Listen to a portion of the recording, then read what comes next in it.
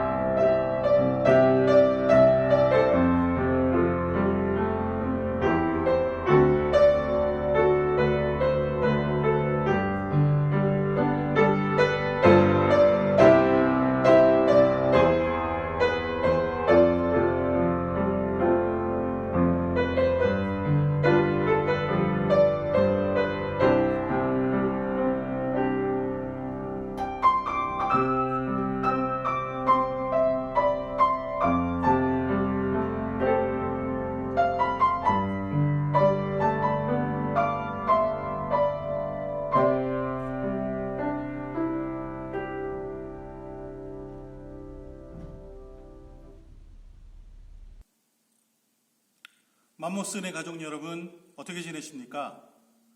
요즘 참 많이 힘드시죠? 이렇게 힘든 때 우리 주님께서 우리를 꼭 잡아주시는 그 손길을 느끼고 싶습니다. 여러분 혼자 아주 외롭게 계셔본 적이 있으십니까? 물론 요즘에는 혼자 계시는 분들이 많습니다. 하지만 혼자 있는 것과 정말 아무도 없이 외로움을 느끼며 혼자 있는 것은 정말 차이가 있죠. 혼자 있지만 그 누군가가 또 다른 존재들이 주변에 있는 것과 정말 주변에 아무도 없고 아무런 존재도 없는 것과는 차이가 있습니다. 저는 가끔 혼자 있는 것을 좋아합니다. 새벽 예배를 마치고 혼자 사무실에 들어가서 집중해서 묵상하며 글을 쓰는 것 참 좋아합니다. 때로는 밤 늦은 시간에 교회 사무실로 나와서 혼자 있을 때도 있죠. 요즘에는 8시가 넘어서 교회에 있다가 집으로 갈 때면 바깥이 너무 조용해요. 다니는 차 소리도 안 들리고 너무나도 조용한 동네가 아직 낯설기만 합니다. 우리 인간들은 때때로 혼자 있어야 할 때가 있습니다. 하나님과 1대1로 만나는 그 시간이 우리에게는 꼭 필요합니다. 잘 믿는 내 가족 누군가를 내가 따라서 천국에 가겠지 하는 그런 생각들 하시는 분들인데 그것이 아닙니다. 우리 개개인들은 다 하나님 앞에 홀로 서야만 할 때가 꼭 옵니다. 그리고 우리는 하나님을 꼭 1대1로 만날 필요가 꼭 있습니다. 예수님께서도 무리를 떠나서 하나님과의 조용한 시간을 가지셨습니다. 그런 면에서 혼자 있는 것이 우리에게 꼭 나쁜 것만은 아닙니다. 혼자 있는 것이 우리에게는 좋은 것이죠. 하지만 그렇게 필요에 의해서 또 좋은 경험을 하기 위해서 혼자 있는 것과 아주 외롭게 홀로 있는 것은 분명히 차이가 있습니다. 외롭게 혼자 있는 것은 다른 이들로부터 다 끈이 끊어져 혼자 떨어져 있는 것이죠. 격리되어 혼자 있는 것이죠. 우리 권사님들 제가 전화 신방했더니 코로나 징역살이다 이런 얘기를 하시는데 정말로 격리되어서 아무와도 함께 이야기도 못 나누고 혼자 계시는 분들이 많이 있습니다. 그런데 이렇게 혼자라는 느낌은 주변에 사람이 아무리 많아도 느껴질 때가 있습니다. 수많은 군중들에 둘러싸여 있어도 나는 혼자구나 라고 느껴지는 그때가 있습니다. 아주 존재적인 그런 외로움을 느낄 때가 있죠. 우리는 이렇게 외로운 사람들입니다. 여러분 이렇게 혼자 이 세상 아무 누구도 이해해 주지 못하고 나 혼자뿐이구나 그렇게 느끼신 적이 있으십니까? 우리 예수님께서는 혼자 외롭게 있는 것이 어떤 것인지 너무나도 잘 알고 계셨습니다. 오늘 본문의 말씀을 제자들에게 하신 지 얼마 지나지 않아서 예수님은 십자가에 못 박혀 죽으셨죠. 그 십자가 위에서 마지막 숨을 다하시며 이런 말씀을 하셨습니다. 나의 하나님, 나의 하나님, 어찌하여 나를 버리셨나이까? 이 울부짖음은 외로움이 사무치는 그런 울부짖음이었습니다. 우리 모두의 죄를 짊어지시는 그때, 바로 그때 그 죄 때문에 하나님으로부터 분리되는 것을 알고 계셨죠. 원래는 하나님과 꼭 붙어 있는 한 마음을 가지신, 한 뜻을 가지신 한 하나님이신데 우리의 죄를 짊어지시는 그때 죄를 미워하시고 죄를 싫어하시는 하나님으로부터 분리되는 것을 경험하는 순간이었습니다. 참으로 홀로 외로운 예수님이셨죠. 하지만 그 외로움을 겪으실 그것을 미리 보시는 예수님께서는 당신의 제자들이 결단코 외롭지 않을 것이다. 오늘 말씀을 통해서 약속을 해주십니다. 오늘 우리가 함께 읽은 본문은 예수님께서 제자들에게 내가 너희를 고아와 같이 내버려 두지 아니할 것이다. 이렇게 말씀하십니다. 우리가 읽는 성경에 고아라고 기록된 단어는 다른 번역서에 보면 황량하다, 황폐하다, 혹은 우울하다라고 기록이 되어 있습니다. 예수님께서 보혜사를 보내주셔서 우리를 외롭지 않게 해주실 것이다. 그렇게 약속해 주신 것이죠. 보혜사라는 말을 우리가 자주 쓰는데 이 보혜사라는 것은 한문입니다. 은혜를 가지고 우리를 보호한다라는 의미죠. 그러니 그것을 뜻을 잘 새겨서 우리에게 번역을 해준 단어죠. 영어 성경에 보면 counselor 혹은 advocate, 변호사, 상담가라는 단어로 우리 성령 하나님을 기록하고 있습니다. 다시 말한다면 예수님께서는 우리와 늘 함께 하면서 우리에게 힘이 되어줄 누군가를, 그 돕는 존재를 꼭 보내주신다고 약속해 주셨습니다. 이 성령님은 우리를 위로해주고 우리의 나아갈 바를 가르쳐 줄 분이십니다. 예수님께서는 부활 이후에 이 약속을 이루어 주셨습니다.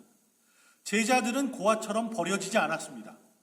예수님께서 부활하신 후에 이 제자들을 만나주시고 40일 동안 그들과 함께 해주셨습니다. 40일 동안 예수님께서는 그들에게 예전부터 지금까지 내려온 하나님의 약속 있는 말씀에 대한 비밀을 알려주시고 그들의 눈이 열어져서 그 비밀을 볼 수 있도록 도와주셨습니다. 그 이후에 예수님께서는 하신 약속을 이루어 주시기 위해서 성령을 내려주시죠. 하나님께로 승천하시고 열흘 후, 즉 오순절 날에 예수님께서는 보혜사 성령님을 제자들 위해 허락하여 주셨습니다. 부활하신 뒤 40일을 함께 하셨죠. 그리고 승천하시고 열흘을 기다린 다음에 보혜사 성령님께서 내려오셨습니다.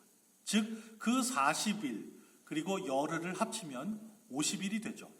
다섯, 오, 열순, 그것을 오순절이라고 부릅니다.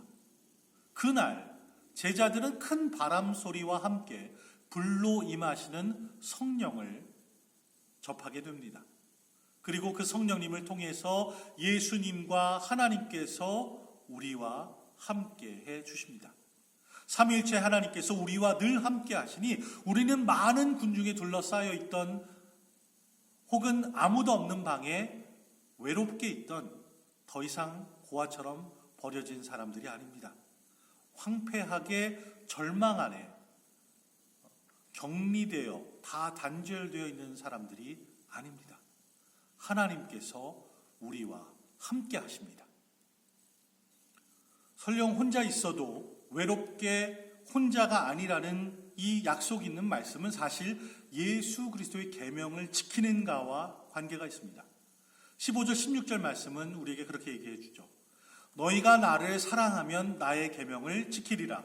내가 아버지께 구하겠으니 그가 또 다른 보혜사를 너희에게 주사 영원토록 너희와 함께 있게 하리라. 이렇게 하시죠. 21절은 또 이렇게 증거합니다. 나의 계명을 지키는 자라야 나를 사랑하는 자니 나를 사랑하는 자는 내 아버지께 사랑을 받을 것이요 나도 그를 사랑하여 그에게 나를 나타내리라. 예수님께서 우리에게 물으시는 거예요. 너희가 나를 사랑하냐? 그러면 나의 계명을 지켜라. 이렇게 말씀하시는 것이죠. 우선 나를 사랑하냐라고 묻는 이 물음이 사실 때로 저를 곤혹스럽게 합니다. 예수님 사랑합니다. 그렇게 당당하게 대답할 자신이 때로는 저에게 없기 때문에 그렇습니다. 그렇다고 해서 사랑하지 않는다고 대답할 수는 더더욱 없죠. 주님을 사랑하지 않는다면 우리의 신앙의 토대가 다 허물어지기 때문에 그렇습니다. 여러분들도 저와 마찬가지로 이런 질문 앞에 당당하게 그렇습니다. 제가 그렇게 삶으로 살아내고 있습니다. 당당하게 대답하지 못할 멈칫멈칫 거릴 때가 분명히 있을 것입니다. 이런 질문을 사실 노골적으로 직접 받은 제자가 한 사람 있죠. 베드로입니다. 요한복음 21장 15절 이하에 따르면 부활하신 예수님은 베드로에게 나타나셨습니다. 그리고 그에게 묻습니다. 내가 나를 사랑하느냐?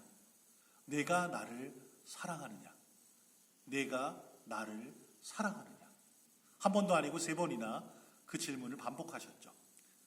베드로는 두 번째까지 편안하게 그렇다, 당당하게 대답을 합니다. 하지만 세 번째 질문을 받고는 근심했다. 성경은 그렇게 기록하죠. 베드로는 속으로 찔리는 게 있었습니다. 평소에는 예수님을 가장 잘 이해하고 예수님을 가장 앞서서 따른다고 큰 소리 쳤던 사람이었는데 예수님께서 로마 병정들에게 체포를 당하시고 그 생명이 위태롭게 되자 나는 예수님의 제자가 아니다. 나는 그를 만난 적도 없다. 나는 그가 누군지 모른다. 이렇게 다른 사람 앞에서 세 번이나 반복해서 발뺌을 한 적이 있었기 때문에 그렇습니다. 우리의 삶도 이 베드로와 비슷합니다. 언제 어느 순간 예수님과의 관계를 부정할지 모르죠. 평소에는 그럭저럭 신앙을 잘 유지하지만 어느 순간에는 모른 척 눈 감고 넘어갈 때가 있습니다. 그리고 그런 상황이 지나고 나면 왜 내 신앙은 이 정도밖에 되지 않을까? 하고 자책하는 때가 때때로 우리에게 올 때가 있습니다. 우리가 사회생활을 하면서 여러 사람들을 만나면서 우리의 일상에 예수와의 관계가 아무런 영향을 미치지 못하는 것처럼 그렇게 여겨질 때가 있습니다. 그래서 그리스도인이라고 고백하는 많은 신자들이 사실 한 발 뺄 준비를 한 채 적당한 거리를 두고 신앙생활을 할 때가 많이 있습니다. 나를 사랑하느냐? 이렇게 물으시는 예수님의 질문을 귀막고 고개 돌려 안 들으려고 할 때가 있다는 것이죠. 구경꾼으로 남아있으면 속이 편할지 모르지만 신앙의 중심으로 들어가지는 못합니다. 그렇기 때문에 우리는 한 발은 세상에, 한 발은 예수님의 뜰 안에 이렇게 두고서는 온전한 신앙생활을 할 수 없죠. 우리의 신앙은 예수님과의 온전한 관계 안에서만 든든히 성장해 나가기 때문에 그렇습니다. 당신의 삶 속에 예수 그리스도가 함께 해주시기를 원한다면 예수님의 말씀을 반드시 지키고 따라야 합니다. 제가 이렇게 설교하기는 쉽죠. 하지만 그 말의 뜻은 예수님께서 이렇게 말씀하시는 것이 아닙니다. 혼자 외롭게 있고 싶지 않으면 내가 말하는 것들을 다 지켜야만 한다. 예수님이 우리에게 그렇게 협박하시는 것이 아니죠. 사실 그것보다 더 깊은 의미가 그 말씀 속에 담겨 있습니다. 하나님을 사랑하는 것, 그리고 하나님의 계명을 지키는 것은 따로 떨어져 있는 것이 아니라 그 두 개가 함께 가야 하는 것입니다. 하나님을 사랑한다, 또 계명을 지킨다 하는 것이 두 개 전혀 다른 것이 아니라는 것이죠. 우리가 하나님을 정말로 사랑한다면 그 하나님의 뜻을 살피고 하나님의 뜻을 따르게 됩니다. 그리고 하나님을 사랑하지 않고서는 진심으로 그분의 계명을 지킬 수가 없는 것이죠. 마찬가지로 하나님을 사랑하는 것과 그분의 임재를 아는 것은 함께 가는 것입니다. 하나님께서 우리가 그분을 사랑하는 것 안에, 그 안에 머무시고, 그리고 우리의 행동에서 그 하나님을 사랑하는 그 사랑의 모습이 삶으로 드러나게 되는 것입니다. 우리는 성경에 관해서 많이 얘기합니다. 교회에서 성경에 관한 얘기를 많이 하죠. 예수 그리스도께서 우리의 마음속에 살아가 계시는 것에 대해서도 우리가 이야기할 때가 많이 있습니다. 우리가 그래서 찬양 참 좋아합니다. 주가 나와 동행을 하면서 나를 친구 삼으셨네. 우리 서로 받은 그 기쁨은 알 사람이 없도다. 우리와 늘 동행해 주시는 예수님, 우리 그분을 찬양합니다. 하지만 성경은 우리가 서로 사랑하면 예수 그리스도께서 우리의 사랑 안에 드러난다 이야기합니다.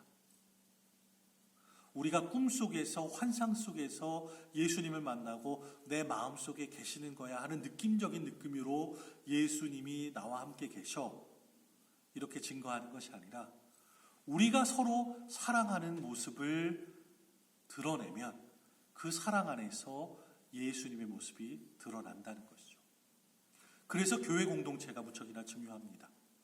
종탑이나 건물이나 아름다운 예배당이 예수 그리스도와 그분의 사랑을 드러낸다는 것이 아니죠. 우리가 서로 사랑하고 아끼고 돕고 우리를 서로를 그리워하는 그 모든 행위를 통해서 예수 그리스도께서 드러나신다는 겁니다. 우리 맘모스 은혜교회 식구들이 서로를 아끼고 사랑하고 서로 돕는 그런 행위가 예수 그리스도의 이름을 드러내는 것이죠. 그 사랑을 드러내는 것이고 거기에 예수님의 임재가 나타나는 것입니다. 예수님은 그 사랑의 자리에, 그 사랑의 공동체 안에 머무십니다. 너희가 나를 사랑하면 나의 계명을 지키리라 이렇게 말씀하셨습니다.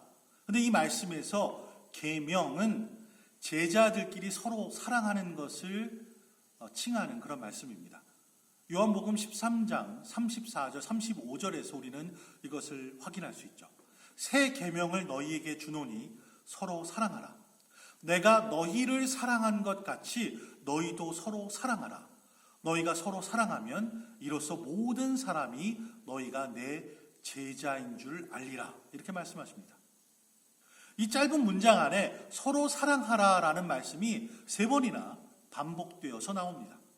이것은 예수님께서 우리들에게 주시는 새로운 계명이죠.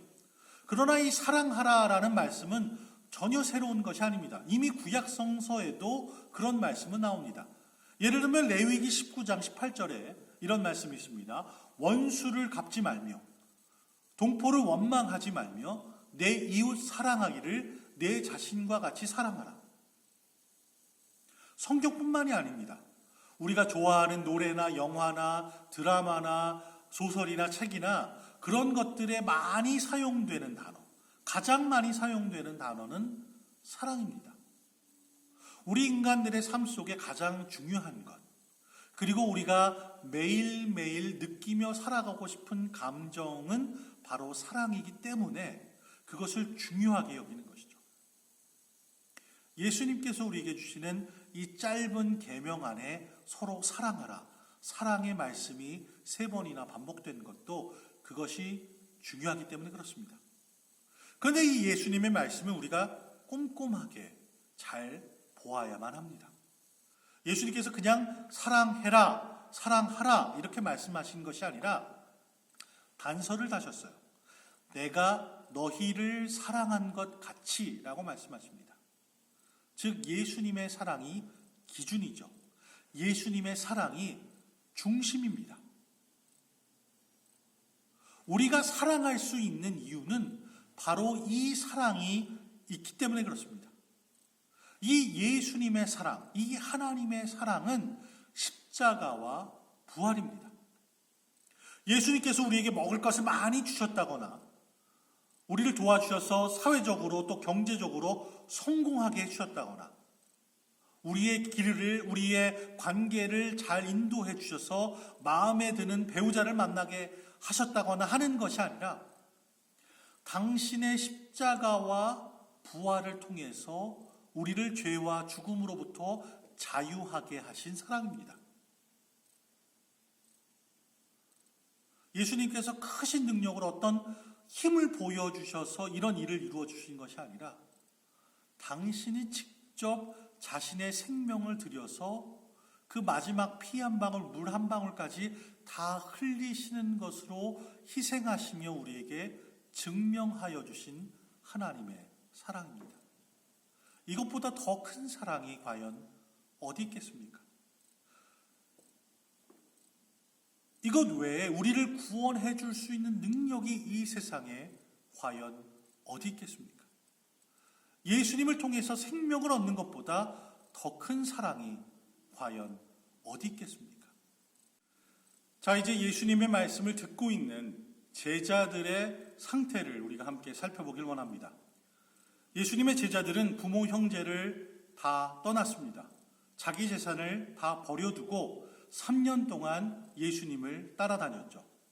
예수님을 따라다니는 기간 동안에는 많은 고생을 했습니다. 하지만 그 고생들이 고생으로 생각되지 않았습니다. 왜 그러냐 하면 예수님께서 가시는 곳마다 병든 자가 고쳐졌습니다. 눈먼 자가 눈을 뜨게 되었습니다. 그리고 보리떡 5개, 물고기 2마리로 5,000명을 먹이는 놀라운 권능을 행하셨기 때문에 그런 예수님과 함께 다니는 것이 너무나도 신이 났습니다.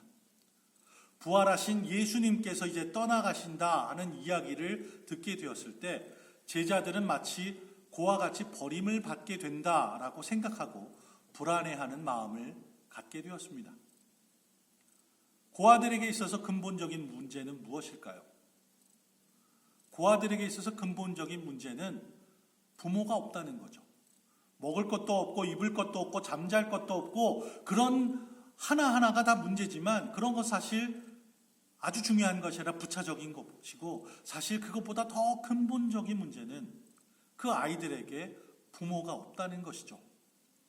부모가 있다면 먹을 것이라든지 입을 것이라든지 그런 부차적인 것들은 저절로 해결이 됩니다. 그리고 그것이 좀 부족하다 하더라도 그런 부모님이 함께 해주시면 함께 극복을 해나갈 힘이 생기는 것이죠. 사람들에게 있어서 근본적인 문제는 예수님 없이 삶을 살아간다는 것이 문제입니다. 어떤 사람들은 돈이 없는 것이 근본적인 문제다, 직업을 잃어버린 것이 가장 큰 문제다, 이렇게 생각할 때가 있습니다. 그것도 문제들이죠. 하지만 그런 것은 부차적인 문제들이고 가장 근본적인 문제는 예수가 없다는 것입니다. 예수님과 함께 삶을 살아가지 않고 그와 같은 삶을 살아가니 죄와 위험과 사탄의 공격에 노출되어서 그것을 혼자의 힘으로 방어하거나 생존할 수 없는 위태로운 삶을 살아가기 때문이 그렇습니다. 버려진 것과 같은 정말로 외로운 삶을 살아가는 것이죠.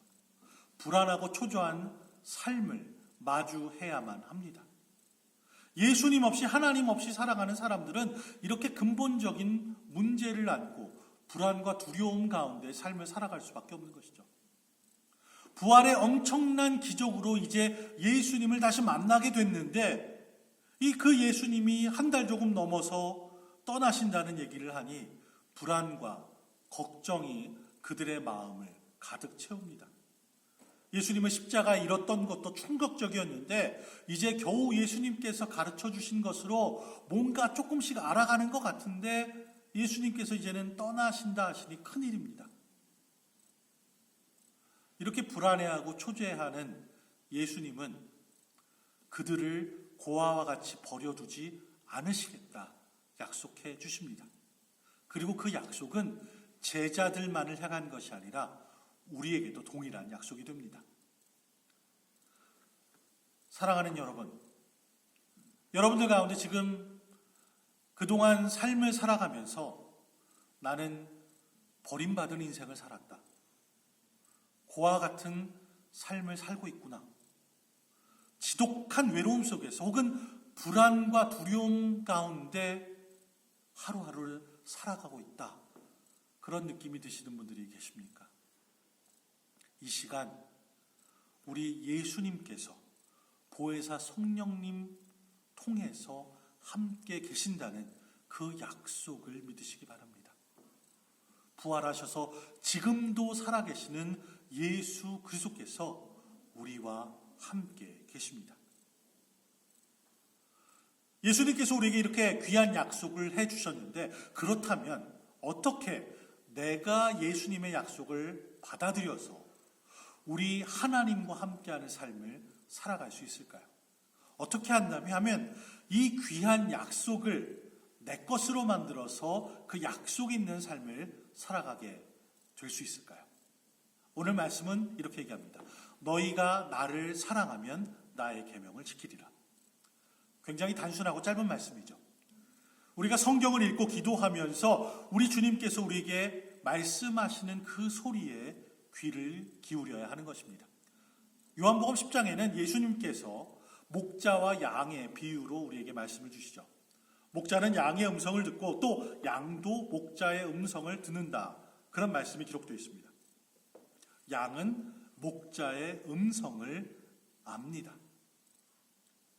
사람들이 많이 있지만 목자의 음성을 들으면 그 소리를 듣고 이 소리가 내 목자의 음성이구나, 내가 늘 귀 기울여서 듣던 음성이기 때문에 친숙하고 익숙해져서 목자의 음성을 우리가 바로 아는 것이죠. 또 목자도 양의 소리를 압니다. 양들이 많이 있지만 이 소리가 내 양의 소리다. 그리고 그 양의 소리를 들으면 지금 불안해서 내는 소리구나, 지금 먹을 것이 없어서 배고파서 내는 소리구나, 지금 아파서 신음하는 소리구나. 목자가 그것을 단번에 알아듣습니다. 그리고 그 음성을 서로 잘 듣기 때문에 서로를 잘 알고 친숙하고 익숙한 관계가 되는 것이죠. 그 음성에 서로 응답하고 교제하고 날마다 동행하는 것입니다. 목자와 양이 사랑의 관계가 형성이 되어서 그 관계가 더 깊어지는 것이죠. 주님의 말씀에 늘 귀를 기울이고 주님의 뜻에 민감하고 주님의 말씀에 온전히 순종하면 주님과 함께 살아가는 삶을 살 수 있습니다. 우리가 예전에는 예배는 당연히 교회에서 드리는 것이었죠.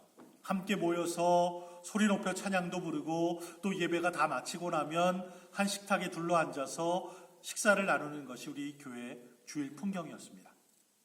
이런저런 이유로 교회에 가지 못하면 예배를 드리지 못한 것이고, 그렇게 예배를 못 드리면 하나님을 못 만난 것 같고, 그래서 어떻게든 빠지지 않고 교회에 꼭 나가려고 우리는 애를 썼습니다. 그런 경험을 가지고 살아왔으니 요즘처럼 화면으로 예배를 드리고 가정에서 예배를 드리고 하다 보니 뭔가 부족한 것만 같은 느낌이 들 때가 많이 있습니다. 예배를 다 드렸는데 반쪽짜리 예배인 것 같죠. 하지만 그렇지 않습니다. 하나님께서, 예수님께서 보혜사 성령님을 통해서 우리와 함께 해주십니다. 성경을 펴놓고 TV 앞에 앉아있는 우리에게 주님의 도우시는 손길이 함께 하십니다. 식탁 의자에 앉아 성경을 펴놓고 스마트폰으로 예배를 드리시는 분에게 우리 하나님께서 보듬어 안아주시는 그 사랑의 손길이 있습니다. 고아와 같이 버려두지 않으시고 말씀을 붙드는 우리를 그분의 따뜻한 손길로 붙들어 주십니다. 성령님께서는 시간의 제약을 받는 분이 아니시기 때문에 지금부터 시작해서 영원토록 우리와 함께 계신다 약속해 주십니다. 그리고 신실하신 하나님께서는 그 약속을 반드시 지키십니다. 흩어져서 예배를 드린 지가 벌써 2달이 넘었습니다. 예수님의 임재와 은혜를 경험하는 성찬도 한 덩어리의 빵을 함께 떼고 한 잔의 포도주스도 함께 놔두지 못하는 그런 것이 우리의 주일 예배가 되었습니다. 하지만 기도 안에서, 성령 안에서 우리는 다 연결되어 있습니다. 한 덩이의 빵과 한 잔의 포도주스를 나누게 될 그날을 우리가 다 기대하죠. 저도 그날이 빨리 왔으면 좋겠습니다. 오늘 예배를 드리시고 여러분들 식사하실 때 그 식탁 위에 예수 그리스도의 임재를 위해서 기도하십시오.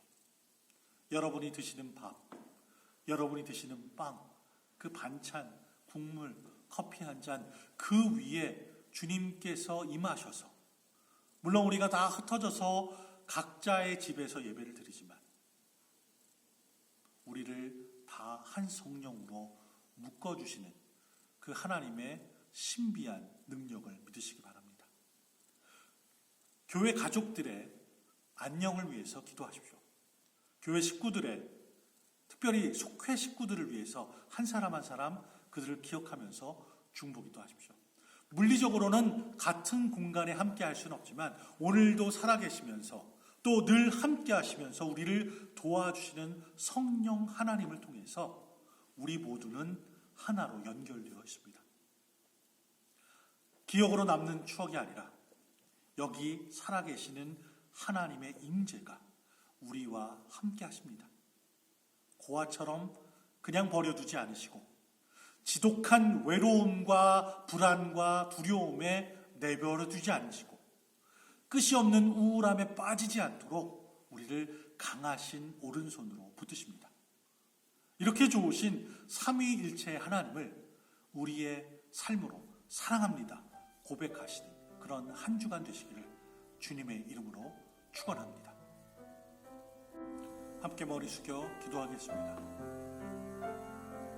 사랑이 무한하신 아버지 하나님, 날마다 우리와 동행하여 주시니 감사합니다. 때로는 우리가 혼자 있는 것만 같고 이 어려운 때를 나 혼자의 힘으로, 나 혼자의 경험으로, 나 혼자의 지식으로만 견뎌내야 될 것 같아 두렵고 떨리는 때가 많이 있습니다. 하지만 그런 순간에도 우리와 늘 동행하여 주시고 당신의 의로운 오른손으로 우리를 붙들어 주시니 감사합니다. 아직도 그들의 목숨이 위태로울 것 같아서 고아처럼 버려지신 것이 아닌가 두려워하던 제자들에게 내가 너희를 버려두지 않고 보혜사 성령을 보내주시겠다 약속하셨던 그 주님의 음성을 오늘 우리가 들었습니다. 이 코로나 바이러스로 정말 두렵고 떨리는 이와 같은 때에 우리를 그냥 두지 않으시고 함께 하시겠다 약속하여 주시는 하나님의 그 위로의 음성을, 사랑의 음성을 우리도 듣게 하여 주시옵소서. 주님, 우리 안에 연약한 자들이 있습니다. 주님, 그들에게 새로운 용기를 주시고 그들과 함께 하여 주시옵소서. 그들의 깨어지고 두렵고 떨리는 마음을 주님 아시오니 그들을 붙드셔서 흔들리지 않게 하여 주시고 주님 안에서 더욱더 믿음이 강건하여 주고 주님을 의지함으로 이 어려운 때를 넉넉히 이겨나가게 하여 주시옵소서. 경제가 많이 어렵습니다. 잃어버린 일자리들 때문에 우리의 미래가 불안합니다. 하지만 주님을 바라보는 귀한 믿음을 갖게 하여 주시옵소서. 이 어렵고 힘든 때 더욱더 주님의 말씀을 온전히 붙들기 원합니다. 시간과 장소를 구별하여 무릎 꿇고 그 말씀을 읽게 하여 주시고 묵상하게 하여 주시고 그 안에 담겨있는 당신의 귀한 약속의 음성을 듣게 하여 주시옵소서. 주님께서 우리에게 신실하게 약속하여 주셨사오니 그 약속들을 붙들며 날마다 승리하는 우리 맘모스 은혜교회 성도들 다 될 수 있도록 주여 주의 성령으로 우리를 덧입혀 주시고 주의 손으로 우리를 덮어 주시옵소서. 예수 그리스도의 이름으로 기도드립니다. 아멘.